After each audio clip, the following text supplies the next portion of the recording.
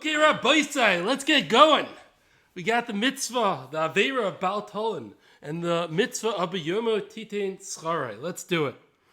So, the pasuk in Vayikra has Vayikra Yutes Gimel has the Isser of Loi Sullen. Don't hold over your payments for the workers. You got to pay them on time. And we have the mitzvah Dvarim Chavdal Tesvav, which says B'Yoma Titain Tzcharai. That's a positive mitzvah to pay workers on time. So we have a negative Aveira, don't withhold their payment, not pay them on time. And we have a positive mitzvah of you better pay your workers on time. And if you do, you get yourself a mitzvah. Okay, beautiful. Oh, but listen, I'm not a boss. I'm not an employer. I don't run a business. I don't run a company. What does it have to do with me, right? Wrong. Because you know what? We're hiring people all the time. Every time you get a haircut and you're paying the barber, you're paying the plumber, you're paying the babysitter. And you know what? Even when you're paying to rent things, you'll generally have the mitzvah of B'Yomo Titain Tzcharo. So this is something that happens all the time. So let's see who does it apply to, who doesn't. What's the parameters? Let's get it straight. Okay. So the Shulchan Aruch Chosh Mishpat Shin Lamed Tes explains that a shiur yoim, which is a daytime worker, you have all night to pay. And a shiur yoim, a daytime worker, you have all night. I said it the wrong way, right? A daytime worker, a shiur yoim, you have all night to pay. And a shiur laila, a nighttime worker, you have all day to pay. And that was just a little bit strange and a little bit misleading in a way, because as the Shulchan Aruch goes on to explain, whenever the job is finished, the worker needs to get paid within that Oina. Oina is a 12-hour period from Shkia to Alois, is how we generally view it. So you should be paying the worker by the next upcoming time. Yes? What if Alois is like 5 and he finishes at 4? Do you have 12 hours till 4 or you have... So I'm going to get 1 second. I'll clarify. Yeah? So, good question. Yes, good question. So, shiur yoim, so before I actually get to I'll explain why this is a little confusing. You have whatever let's say you finish at 3 p.m. the job and Shkia is at 5 p.m. That means you have 2 hours to pay the guy. But if you finished at 9 a.m. the job and Shkia is the same 5 p.m., so now you're going to have 8 hours available to pay the guy and get the mitzvah and not get the Aveira. It's going to be however many hours are left in the day in that time period, in that 12-hour time period. That's how much time you're going to have left to pay. So why is it that a daytime worker you pay at night and a nighttime worker you pay at day? It should be the opposite. It's a little bit funny. So that's why it's a little bit confusing, the lashonis used by the Shulchan Aruch, which is really based on the Gemara. So what is that? Because I think they used to hire the worker for the entire day. I mean, when imagine you pick up the guy by Home Depot, you pick up the guy by the checkpoint, the Arab worker by the checkpoint or the Mexican by Home Depot, and you hire him for the day. So when you hire the guy for the day, the worker, so his job is through the last second of daylight. And once he's completed his job, it's already night. So now you have the whole night to pay him. Or if you would do a worker in the reverse, a nighttime worker, whatever the old use of a nighttime worker was, I'm not exactly sure, maybe a shiur or something. So you hire him for the entire night. And now, once his job is over, it's already day. And therefore you have the whole day to pay a night worker. And that's just what those terms, I believe, used to mean. 1 second, but you said if he finishes at 3 o'clock and Shkia is at 5? Then you have 2 hours to pay him. Nowadays, with a 9 to 5 worker, then it's gonna make it. Let's say you hire somebody as a 9 to 5, right? So it's gonna depend on what time of the year. During the summer, let's say you're gonna have Shkia at 7:30, so you're gonna have 2.5 hours from when he finishes work to pay him. But during the winter, and Shkia is 4:30, and he finishes work at 5, you have 11.5 hours to pay him. The same 9 to 5 worker, just depending on whether he finishes before Shkia or after Shkia. It could be very complicated by the guy who finishes 2 minutes before Shkia. No, Ben Shmosh is already, probably the next day. Yes. Is he able to allow you to not pay him on time? Yes, I will discuss Mechila as we go. And Great question. Make sure Could yes, great question. We will discuss Mechila as we go. Yes. Fine. Now, what is the Yesod of the Isser? Is the Yesod of the Isser that you're not paying now? Or is the Yesod of the Isser that you're delaying the payment? Is it you're supposed to pay now and you're not paying? Or is it that you're pushing it off, you're delaying the payment? So the Rambam understands it's not paying now, whereas Tosfos understands that the Isser is in the delaying. We'll see if there's any nafkaminas. Now, who does the Lav and Asay apply to? So, the Pasuk of Yom Titein Tzchare says you have to pay the ani on time. So you might get the understanding that this mitzvah is specific to an ani. However, the Poskim all say that this is not specific to ani, even if you employed a really rich lawyer to take care of something for you, and he gets $1,500 an hour, and he's really rich, and he doesn't need your money. So you have the same mitzvah. You have to pay that lawyer his $1,500 an hour on time before Shkia. There is one thing that is deduced from this, that let's say you have to pay multiple workers. There's a bunch of people that did jobs for you that day, and you have limited funds, and you have to choose who you shall pay. That you shall pay to the poor person, because the poor person probably needs the money more than the rich person, and therefore you will pay the poor person. He'll get precedence, and who gets paid first. Why are you allowed to even start a project if you know you don't have enough money to pay people? Okay, so things happen in life. The question was, are you allowed to hire somebody if you don't have money to pay them? It's bad practice to hire people without money to pay them. But in life, things happen. And sometimes things happen which maybe aren't expected, or sometimes you just need your toilet fixed, and you're going to hire the plumber, and you just got to figure it out. But yes, you should definitely, the Chafetz Chaim discusses it, you should always try to make sure that you have money available before hiring an employee. That's definitely the prudent thing to do. Fine. The halacha, by the way, also applies to when you pay children. It's the kids, whatever. No. When you hire a kid, you have a mitzvah d'oraisa to pay them on time. And in fact, it's sad to say that by a kid it's more chomer. You know why? Because it's debatable whether kids have the ability to be meichel, not paying on time. Because there's a concept that ketanim are not b'nei mechila. They're not able to be meichel. And if ketanim can't be meichel, they generally can't be meichel like monetary things in general. Over here, it's debatable whether they can be meichel their timing of the payment. But if you're going to say that they can't be meichel the timing of the payment, so that you have to be even more particular about paying them on time. Fine. What about paying goyim? So the Rambam in Sefer Mitzvahs says that the positive mitzvah applies. The mitzvah b'yom titein tzchare applies to paying goyim, but the Isser Lav of Baal Tolan does not apply to goyim. The Rabadner in his Sefer, he quotes Rav Elyashiv as saying that the accepted halacha is that this mitzvah does not apply to goyish workers. So if you have a Jewish barber, you get the mitzvah by paying him. If you have a non-Jewish barber, then the mitzvah l'chayr would not apply, but we'll see. Chil Hashem still does apply. No, just depending on the case, not automatically. Not necessarily as an issue.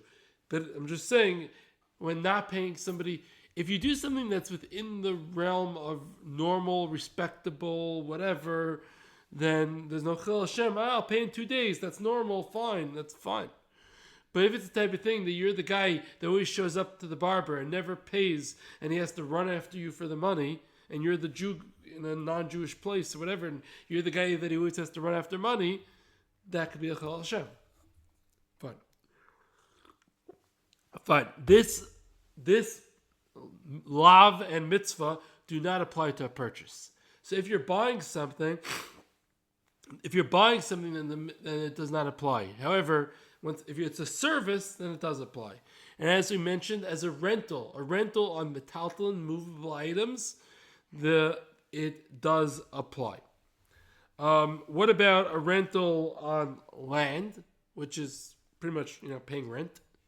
Would the mitzvah and the lav apply? So the Shulchan Aruch and Chosh Mishpat Shin Lametes Aleph says that it does not apply to land rentals. However, the Gra says it does apply to land rentals. So one should try to be machmir. And once again, another big point in this whole sugya is when you're doing things anyways, you might as well. There's a concept of mitzvah strichas kavana.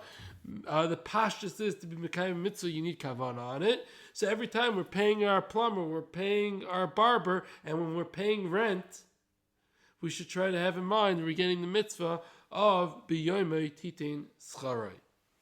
Okay, because once again, as I'm saying, the paying rent isn't pashid, but it's the Gra would hold that it's a mitzvah. Why would it be different to any other rental? So why would land be different? Because when it's a service, is that it? it's not. The question is, well, you have to ask a more fundamental question: why by purchases do we not have the mitzvah, and why do services do we have the mitzvah? And once you can answer that question, then you have to start understanding why is a land rental more comparable to a purchase, or is it more comparable to a service?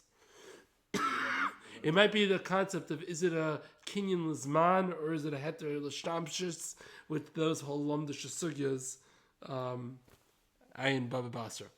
Yes. What about a mortgage? Paying your mortgage on time. A mortgage. No, a mortgage is paying back a loan. And paying back a loan, we do not have biyamatitin schara. Yeah? There might be other mitzvahs, but not this mitzvah. Okay.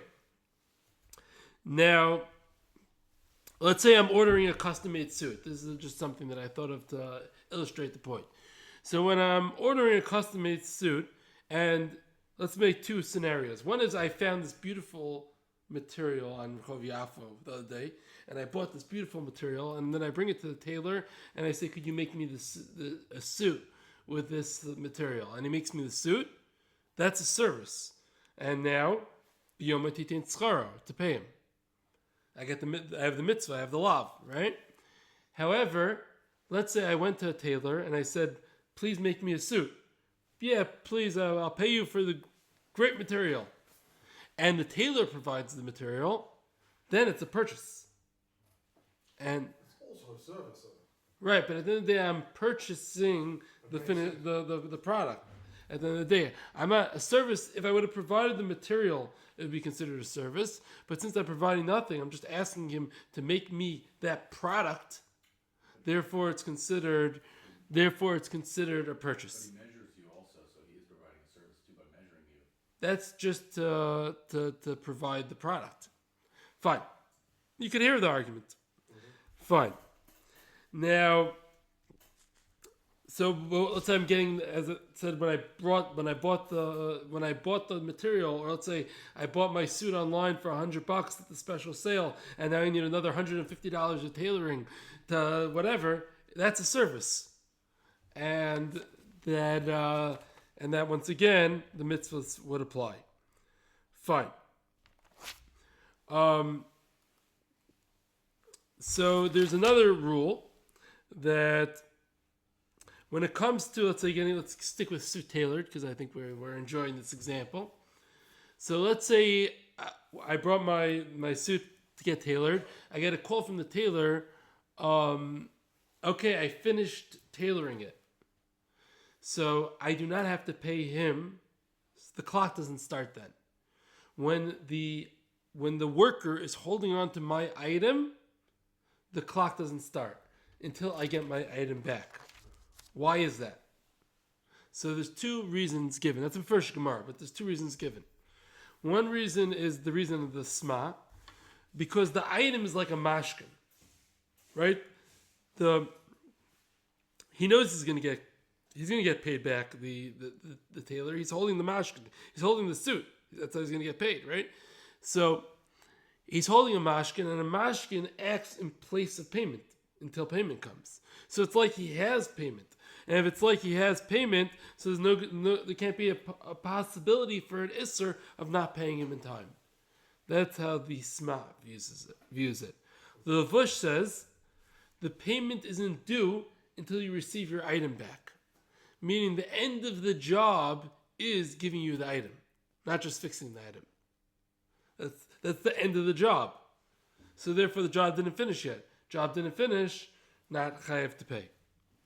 Fine. At what point is the employer chayav to pay? So generally when the work finishes, right? Until shkia or until alois, as we discussed. Now the Chafetz Chaim says if you miss shkia, there's still inyan to get that payment in until tseis. Also the Chafetz Chaim says even if you are a Rabbeinu Tamnik for everything, shkia is shkia, real shkia, is when you have to get the payment in. I don't know if the Kloisenberger Sons Chevra are down with this. I don't know. I haven't checked it out. But that is the Chafetz Chaim's opinion. Fine. The Gemara says that if the employer doesn't have money, he isn't chayav the isser. Right? If the employer can only be chayav the isser if he has money. If he doesn't have money, he's not chayav. Now, obviously, you don't get the mitzvah b'yom matiti and schara if you don't have money, but you're not chayav the isser if you don't have money.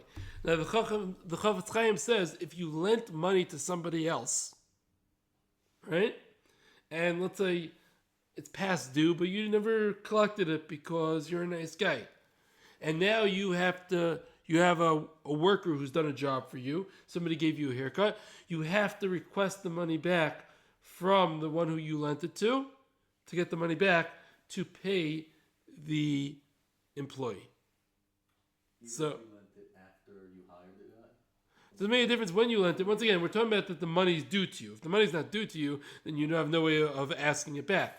But the money's due back to you, even though you didn't collect it because you were a nice guy, you have to collect it to pay your worker. That's the Chafetz Chaim says. The Poskim say based on this, that if you have money in the bank, you have to take money out of the bank to pay the employee. It's not enough. Oh, I don't have any money on me. Oh, you have an ATM card? Okay, so go and take out money. And it seems like I'm too lazy is not a good enough answer. So you really have to have no money to not be able to pay your employer. There's something interesting that I was thinking about. What about if you have no money on you, and you have no money in the bank. Your bank account's holding by zero, but you have a credit card. Now I'm going to want to be clear which type of person I'm talking about. There's two types of people with a credit card. There's a lot more than two types, but I'm talking about a guy who spends money on his credit card. He doesn't think about it. I'm not talking about a guy. He makes money. He makes $300,000 a year, but he has $300,000 a year of expenses. You know what I mean? And his money's always coming in, and he's always spending, and he spends with his credit card, and then he pays off his bills, and he happens to have no money on him and no money in his bank account because he can't save anything. And this I just described a large percentage of society in America for sure, right? Everywhere probably, right? So this guy, it's not that he's not gonna be able to pay his credit card.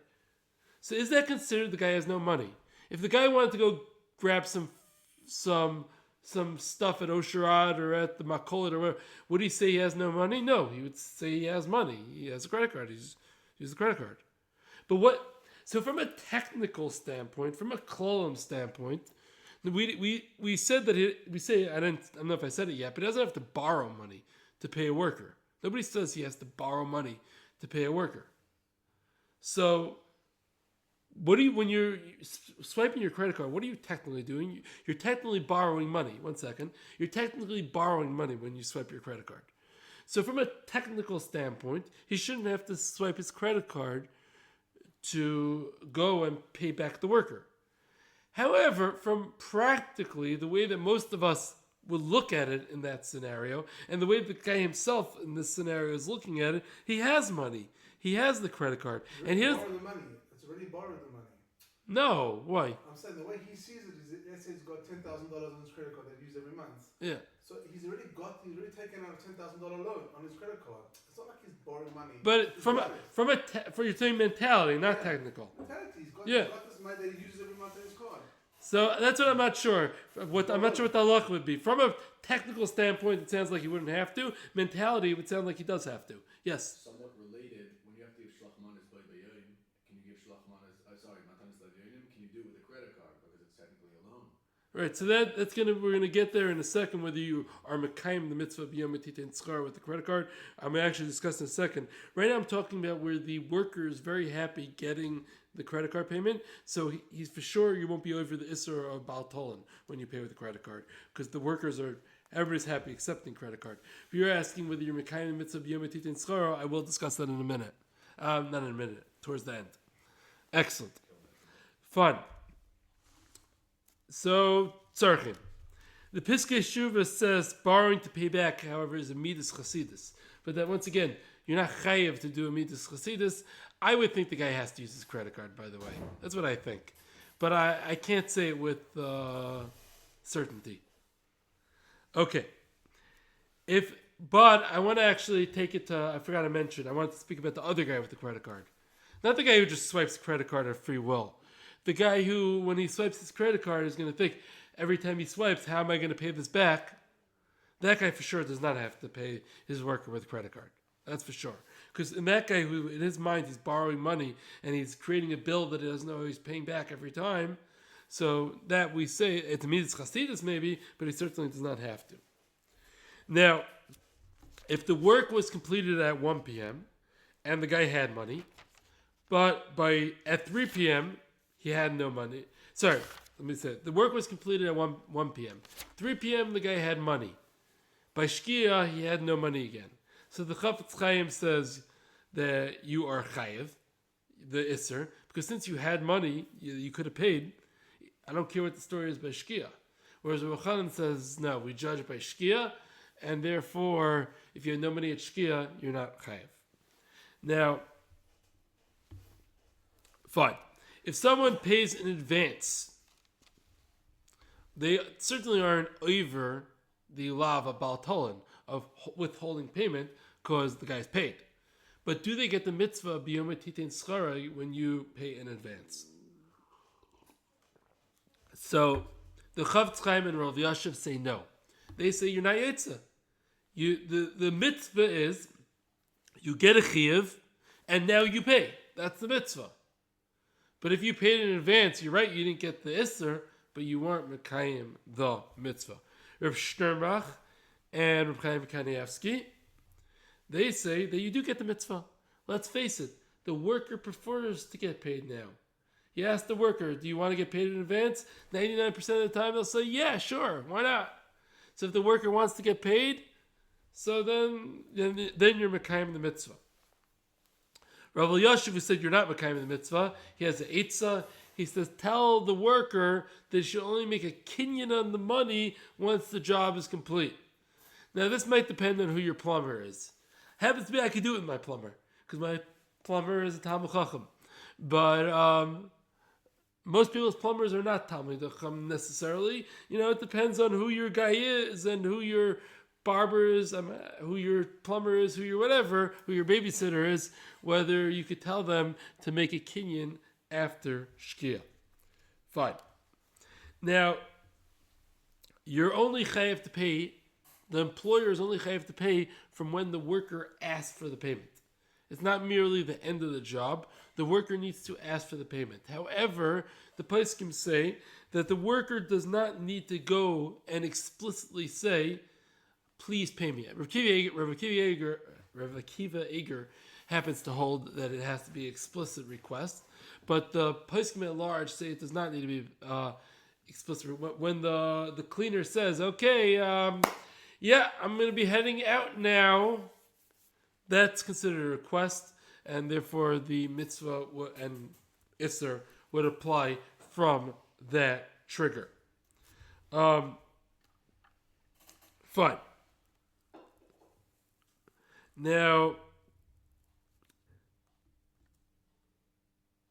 fine. If it's something that you need to wait to receive a bill for, right? There's some things that the worker doesn't even know what to charge you. You know, I have to calculate my hours, and I have to put everything together, and they don't give you, they don't ask for money because they don't know what to charge you, which is, you know, in certain industries very common. Yeah, your mechanic, maybe your accountant. You know, my accountant, after he finishes my taxes, he doesn't send me a bill. He sends me a bill like 2 weeks later. Usually, he ends up, you know, gets around to calculating the hours or whatever it is that he put in for me that year, and then he sends me a bill. So, you know, what's the story with that? So certainly, there's no baltolan in that case. There's no baltolan when the job is complete, and it's debatable if there's baltolan when you receive the bill. The pashtus is there's no baltolan then either. It's not to say there is baltolan when you receive the bill that you have to pay right away. The pashtus is no, because baltolan is only when the work's done. There's going to be no biyom etitin schara, because you didn't have the possibility of paying on the day that the work was done, so you can't get that mitzvah anymore, and you probably do not have the mitzvah baltolan, but that is debatable. Fine. Is it it's the employer's responsibility to pay? It's just an interesting thing to know, but it's the employee's responsibility generally to pick up the money. So if you get a phone call from whatever, okay, the plumbing job at your second residence is done, so okay, great, you come here to pick up the money. I don't want to come here. Okay, fine. I'm not over the isser because I didn't chase after the employee to pay the employee.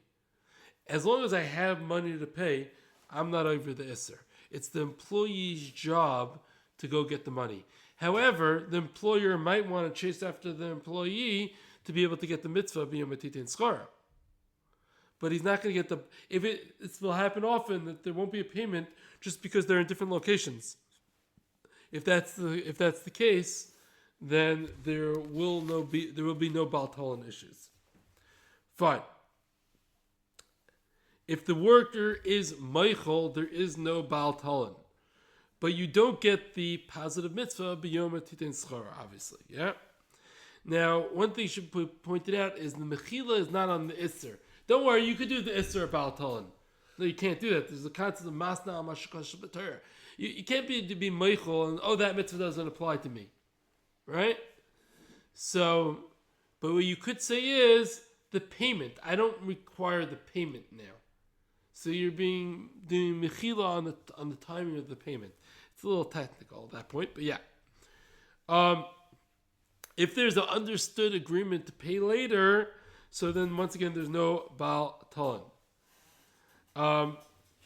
Now, for example, let's say a guy gets paid first of the month or fifth of the month or whatever it is in a normal job. So there's no bal tolan until that fifth of the month, because that's when he's supposed to get paid. On the fifth of the month, from when work ends on the fifth of the month, then there will be bal tolan. Also, and you get the mitzvah also, yes. Also, the worker, when there's a set date of payment, the worker doesn't need to make any request to get paid on that day, because it's considered like a automatic request to get paid every fifth of the month. But when the guy does the job on me and he's not sure what the amount's going to be and he sends me an invoice 5 days later, so why don't I get the mitzvah assay on that day? So the question was, when I get a bill 5 days after the work is complete, why isn't there a mitzvah b'yom etitin schara on that day? The answer is because on that day, the 5 days later is not the day that the work was complete. It's b'yom titin schara. B'yom what? The yom of the completion of the work. Whereas 5 days later is not the completion of the work.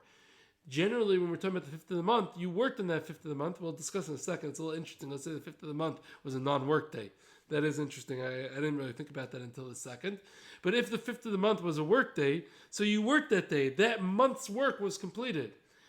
Probably even if it wasn't a work day, the 5th of the month, I didn't really think about this in depth, but probably you completed the month of work on that 5th of the month. And since you completed the month of work on that 5th of the month, so that's like that's the yoim of completion of the job. So I think it would still be okay. Okay. The Chafetz Chaim points out the worker has to really be meichel for there being no Baal Talon. Just saying, it's okay. Might not make it that there's no Baal Talon. Or as Rav Sternbach says, if you gave the guy no choice but to agree, then that's still Baal Talon. You're okay. Listen. I can't be bothered paying you now. You're okay with that. You want a job next time, right? So that would be Baal Talon. Okay. If a worker gets paid, I did that one already. Yeah. If somebody hired via a middleman, there is no Baal Talon, because seemingly it's explained that the worker only didn't trust in the boss to the same degree when you were hired via a middleman, and therefore there is no Baal Talon. Now, the Shulchan Aruch says that if the worker knows that the boss has no money, then there's no Baal Talon. Rav Yashiv says that often by Kailim, somebody gets hired to learn in a Kail, or somebody gets hired as a Rebbe or something like that in the yeshiva, there won't be Baal Talon, because often it's understood that these places don't pay on time. What's the explanation? Meaning that when you signed up for the job, you're already meichel on the expectation of getting paid on time. The Sefer Hasidim says that when hiring a worker, you should make it tonight. That no Baal Talon exists when you hire the worker. How can you do it? It's masna mashakas b'torah. So the Chafetz Chaim asks that, and the Chafetz Chaim answers that the Sefer Hasidim must mean you should hire the worker with an inbuilt mechila on the payment on time. Now, still that's not pashut, I agree. But you have to take this job, you have to agree to be meichel that you won't get paid on time. But not that the Isser doesn't apply. Not forcing him, like said. Once again, maybe if it's at the time of hiring, it's a little bit better. But it's a chiddush. I think it's a chiddush. But yeah. Another interesting thing, a Shabbos job. Let's say you hire a guy to be a Baal Kaira. A Shabbos job. Maybe he has to prepare on Erev Shabbos as well, so it's Schar Shabbos B'Avla. But there's no Isser Baal Talon on a Shabbos worker, since you can't pay on Shabbos. So there's no Isser Baal Talon. I was unclear whether there's a mitzvah of B'Yom Hatitein Scharai paying him a Matzah Shabbos. Probably not, but I'm not clear. I'm not sure. Okay. It's not B'Yom, so that's why I'm thinking, that's what makes me lead towards no. Which forms of payment work to be Mekayim the mitzvah? So obviously cash works to be Mekayim the mitzvah. Zelle or bit, that would definitely work to be Mekayim the mitzvah. The guy is getting the money instantly. Or the bank account getting money instantly. That for sure works. Bitcoin would work. That would work as ways, without doubt, to be Mekayim the mitzvah. Check. Let's say you have a check which is currently dated. So that would work. The place can say it would work. Now, what if a check... It does take time to process. I'll get back in that in a second. What about a check which is a couple of days post-dated? So if that's a normal, accepted practice... let's put it the other way. Let's start the other way. A check which is a couple days post-dated. If that is not normal in the society that you're part of, to have a check that's a couple days post-dated, then you're chayav Baal Talon for not paying the guy on time. If you're in a society where it is normal to give a check which is a couple of days post-dated, so it might depend on a difference in, I don't know how South Africa, etc., fit into this, but in terms of America and Israel, it might depend where you are. In Israel, where there's a normal concept, I think it's less than it used to be. I remember when I came to Israel, this was very common. People used to pass on checks all the time. You pay, this guy pays that guy with a check from somebody else who he got from another guy, and so they used other people's checks as currency. So if you could use other people's checks as currency, then that's a currency. And therefore you for sure are Mekayim the mitzvah, giving that check, because you just gave him currency. If you could use it today, you could pass it on to somebody else. And you definitely Mekayim the mitzvah with that. If you're in, unless it says Lamuta Bilvad for deposit only, if it's for deposit only and you can't pass it on, then once again, if it's a couple days post-dated, you would not be Mekayim the mitzvah. Now, in America, where nobody even knows what I'm talking about, passing on checks, so then you will be Mekayim you will not be Mekayim the mitzvah of Biyom Titin Schoro with that check. Will you be over the lav? Well, if the person accepts it and and it's normal and happily accepts it, so you're not over the lav. But that doesn't mean you automatically get the mitzvah. Okay, what about paying with a check that's significantly post-dated? So that you for sure obviously don't get the mitzvah, and you'll be over the lav because people don't want a check that is significantly post-dated. Unless, once again, if you get a real mechila, you get a real mechila. What about paying with credit card? So Rav Elyashiv is quoted as saying, you do not get the mitzvah of biyom titin schare paying with credit card. Now the minhag and general vibe in the world seems to be you do get the mitzvah of paying with credit card.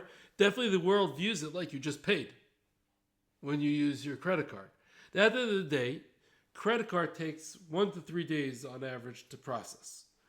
Now, we said the check, the poskim are saying you get the mitzvah, and checks take more or less 1 to 3 days to process. So it seems to be that we're counting something that takes 1 to 3 days to process, but people know already in their mind they have that money, and they could already kind of start spending it or cheshboning it into their spending. It seems to be that we are kind of considering that like you have payment, because we see the poskim allowed the check which was currently dated, even though at this point, what's the difference between they're allowed to get the asset or not to be over the level? to get the assay on a currently? Is whether the person can rely on it for money right away.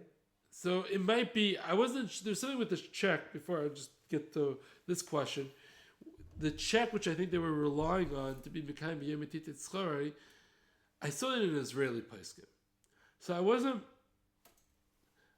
I may be because you could pass it on, and maybe a bank will take 1 to 3 days, but you could use it at the makola today. So maybe my raya is not such a good raya, but I wasn't sure. Reb Moshe also says you could use a check, but I don't know what the exact checking. I don't know how checks went down in the 1970s in America. Maybe it was like Israel in the 2000s. I don't. A gift card. That's a good. Could you pay with the gift card? So probably we say you're not allowed to. You're not mekayim b'yom titin schare with giving metaltalin.